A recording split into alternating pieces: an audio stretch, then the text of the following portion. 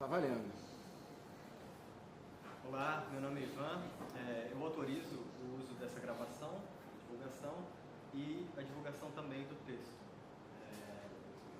Eu sou professor de História, tenho 34 anos e vou partir do tempo presente, né?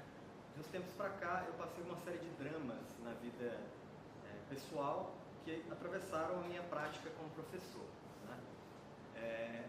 Então assim, vou tentar seguir um galope, né?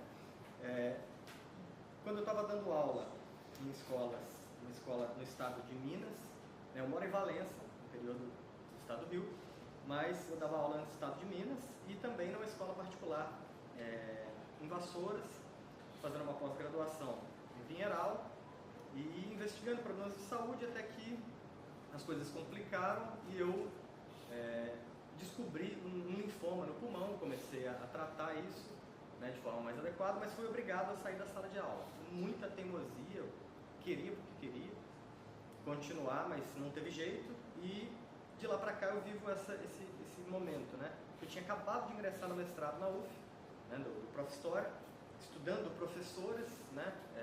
Eu meio que fiz a troca do que eu estava estudando na pós-graduação para o mestrado e me encontrei nesse momento em que vivi um drama, né? Eu estava pesquisando professores, tinha que estar em sala de aula, o próprio Prof. História, ele coloca essa condição e me vi afastado. Mas, diante disso, eu acho importante dar um passo atrás para entender como é que eu cheguei nesse momento que eu me encontro, nesse momento que eu estou afastado da sala de aula, mas ainda estou estudando e estou em contato com professores, né?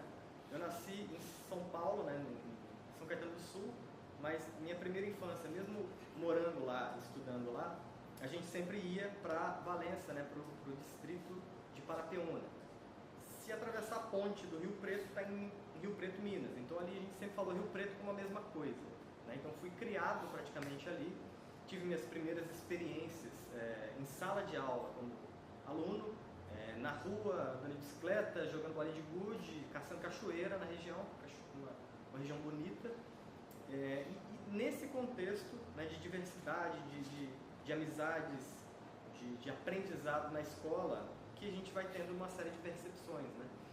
E isso me marcou muito, né? Principalmente na interação com os colegas, na interação com os professores, né? A gente tem professores na vida que são, digamos, iluminados, né? A gente tem toda essa proximidade.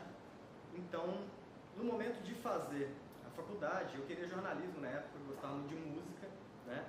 E não rolou de entrar na federal que eu queria, e próximo de casa tinha faculdade, ali particular. E o que era? Letras ou história, alguma coisa próxima, que envolvia leituras, envolvia crítica, envolvia sociedade. Meus amigos foram para a história, eu vou para a história. E foi a melhor coisa que eu fiz, né? Me encontrei no curso, nas leituras, nos conceitos, nas discussões, na continuidade da aula, no bar, né? Isso tudo me marcou, foi muito importante esse contexto na minha vida. E como eu tinha demorado para formar, eu acabei perdendo alguns concursos, então a minha primeira opção foi caçar escolas particulares. Porque eu comecei a trabalhar numa escola tradicional lá de Valença, chamada Sagrado Coração de Jesus, né? O famoso Sagrado. E foi a escola em que eu aprendi a dar aula e comecei a ter gosto de fato por isso, né? E assim, é muito difícil a gente colocar características da gente, mas talvez curiosidade, uma certa energia, me fizeram, né, continuar esse movimento e talvez ampliar nos estudos. Mas eu ainda estava pegando jeito, comecei a trabalhar em cursinho, depois eu entrei no estado de Minas, comecei a trabalhar em Rio Preto, na escola que eu estudei, foi um grande sonho, né? E até que em um certo momento talvez eu tivesse perdido um pouco o ritmo, trabalhava muito, cuidava de saúde da família, da minha esposa, e essas questões de saúde, elas meio que, vamos dizer assim, amadureceram num contexto bastante conturbado. Veio a pandemia, né? A gente tinha colocado a minha mãe nos cuidados do meu irmão mais velho, e o meu pai também começou a ter problemas. Na pandemia, ele levei ele para casa, então dava aula online, né? Aquelas horas naquilo, lidando com o meu pai e já investigando a minha saúde, mas ainda sem saber exatamente o que era. E entrei na pós-graduação, consegui reduzir um pouco a quantidade de aulas, de turmas, e vamos tocando. E a pós-graduação que eu entrei foi em Educação e Direitos Humanos, no IFRJ de Pinheiral. E foi uma discussão assim, muito rica, muito importante.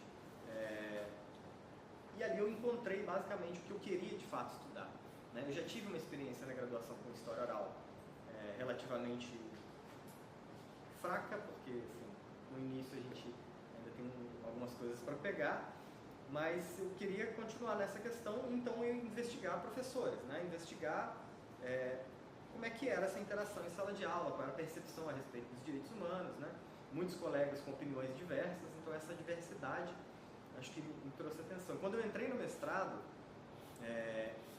eu estava terminando as disciplinas, e aí depois eu fui atravessado por esse momento de saúde, nesse problema de saúde, e eu meio que inverti as coisas, né? Eu peguei e falei, vou investigar com professores de história, qual é a opinião deles sobre educação e direitos humanos, eu acho que faz sentido. E as coisas que eu aprendi no mestrado, que eu me aproximei, trouxeram determinadas percepções importantes para a pós-graduação. Então, assim, essa inversão, todos esses, vamos dizer assim, acontecimentos fizeram com que eu me reorganizasse, me replanejasse e ressignificasse determinadas coisas. Então, assim, talvez essa minha vontade de dialogar, de entender, de ouvir, de aprender, tenha também, nesse momento de ressignificação, trazido um pouco mais de espaço. Por mais que eu esteja vivendo esse drama de não estou na sala de aula, morro de saudade de sala de aula, ainda estou dialogando com professores, né? Ainda estou entrevistando esses professores e entendendo um pouco a percepção de pessoas que muitas vezes a gente só conhece, dá oi, dá tchau, e tem um pouco, bastante proximidade com o que a gente está fazendo aqui, que é justamente história de vida, trajetória docente, né? E a interação na sala de aula, na região em que eu vivo, que é uma região bastante rica, no sentido mais amplo possível. Então, assim, eu ainda estou nesse momento de ressignificação, já estou num tratamento controlado, acredito que em breve eu venha a encontrar a cura, e eu acho que sem citações, mas todo mundo vai entender, a palavra que talvez resuma isso seja esperançar, né? É basicamente a gente continuar nesse movimento teimoso de viver, de aprender e de trocar, dialogar, né? Eu acho que é mais ou menos por aí. Muito obrigado.